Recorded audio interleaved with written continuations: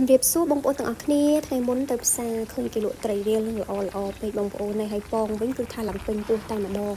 អញ្ចឹងហើយក៏ទិញត្រីនឹង1គីឡូយកមកខញ៉ាំតែម្ដងទៅ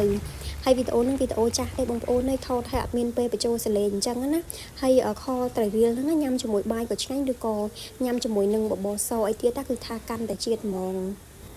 ហើយត្រីនឹងមុននឹងយកមកប្រឡាក់គ្រឿងគឺខ្ញុំបានលាងសម្អាតវាស្អាតទេ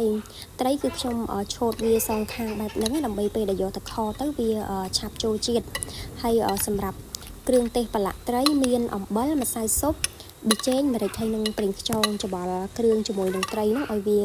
ចូលជាតិគ្នាសព្វល្អហើយខ្ញុំផ្អាប់ត្រីនឹងទុកប្រហែលជា15ទៅ20នាទីអីសិនដើម្បីឲ្យវាចូលជាតិកាន់តែសព្វអញ្ចឹងណាបងប្អូនហើយបន្ទាប់មកបានយកត្រីនឹងមកខតែម្ដង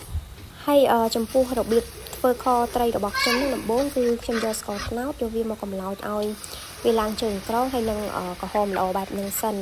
បន្ទាប់មកខ្ញុំដាក់ខ្ទឹមសចិញ្ច្រាំចូលទៅហើយកូរស្ករជាមួយនឹងខ្ទឹមហ្នឹងឲ្យវាឈ្ងុយហើយបានដាក់ទឹកត្រីចូលហើយនឹងទឹកធម្មតានឹងចូលទៅហើយទឹកគឺបងប្អូនលៃលកមកល្មមឲ្យវាលិចត្រីយើងអញ្ចឹងណាបងប្អូនបន្ទាប់មកដាំទឹកខនឹងឲ្យវាពុះទៅគឺថារួចរាល់ជាការស្រេចហើយចាឥឡូវនេះគឺខ្ញុំមករៀបត្រីដាក់ចូលនៅក្នុងឆ្នាំងដើម្បីចាប់ដើមខតែម្ដងខ្ញុំយកម្នាស់ហ្នឹងយកវាមកក្រាលនៅបាតឆ្នាំងអញ្ចឹងពេលដែលខទៅដើម្បីកុំឲ្យវាខ្លោចបាតឆ្នាំងហើយដាក់ម្នាស់អញ្ចឹងទៅឲ្យខរបស់យើងវាមានក្លិនកាន់តែឈ្ងុយបន្ទាប់ពីរៀបត្រីបានរួចរាល់ហើយគឺខ្ញុំយកទឹកខនេះយកវាមកចាក់ស្រោចពីលើត្រីបែបហ្នឹងហើយបន្ថែមជាមួយនឹងខ្ញីចូលទៅដែរដើម្បីឲ្យខរបស់យើងវាមានក្លិនឈ្ងុយហើយក៏ជួយកាត់បន្ថយកុំឲ្យខត្រីនឹងវាមានក្លិនឆ្អាបក្លិនអីអញ្ចឹងណាបងប្អូនហើយបន្ទាប់មកគឺខ្ញុំដាក់រងាស់វាដោយបើកភ្លើងតិចមកល្មមដើម្បីឲ្យត្រីវា